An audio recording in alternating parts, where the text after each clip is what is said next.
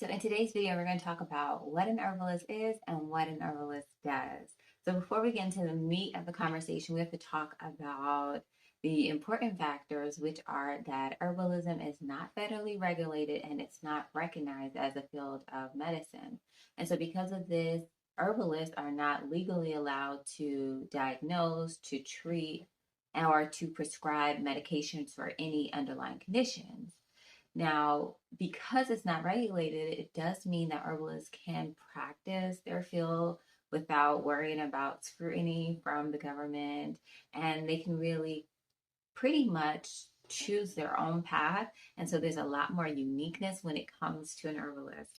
So what an herbalist is basically a person who uses, plant parts or plant materials, whether it's the seeds, the roots, or the leaves, the flowers, and you're using it for therapeutic use or using it for medicinal use. So that could be, eating or drinking the herbs, or for using it on the body, even skincare, body care. Then you would be an herbalist. I think herbalists are a little bit more intentioned than, those who simply make body care products or etc. But that's just a broad definition in terms of who an herbalist would be. And so, what herbalist or what you would do as an herbalist is dependent upon what you like, or how it best speaks to you, or what your calling is. So, if you're a person who likes writing, then you can write blog posts. You can have your own blog, or you can write on other blogs. You can write in magazines. You can write your own books. And the good thing about it is that the section for our books isn't really that big. If you go to a local bookstore or a local Barnes and Noble, then you'll know that it's really small. And so that leaves you as a lot of opportunity.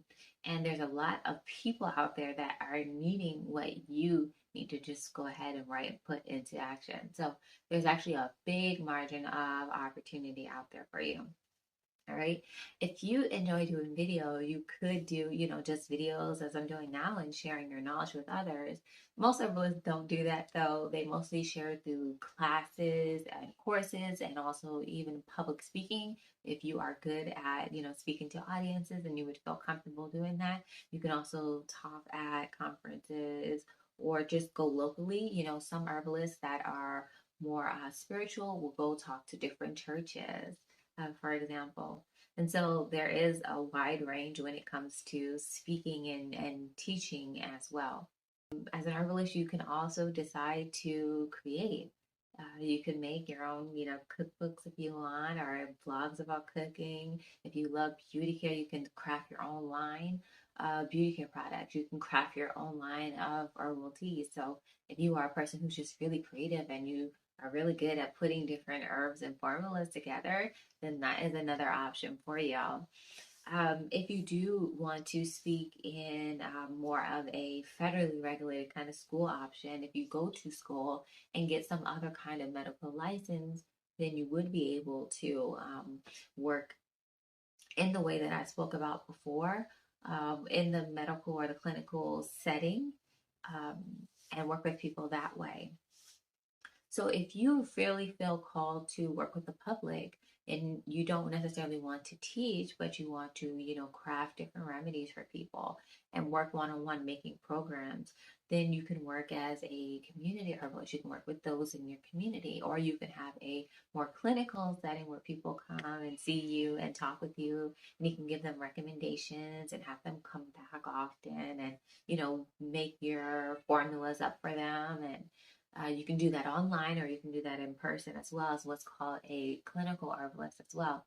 If you are a person who just really loves being outside in the wilderness, you can have your own plant walks where people come and you can show them out in a forest, a group of people, the different plants, and talk about them and teach them how to use them as well, if that's what you prefer to do.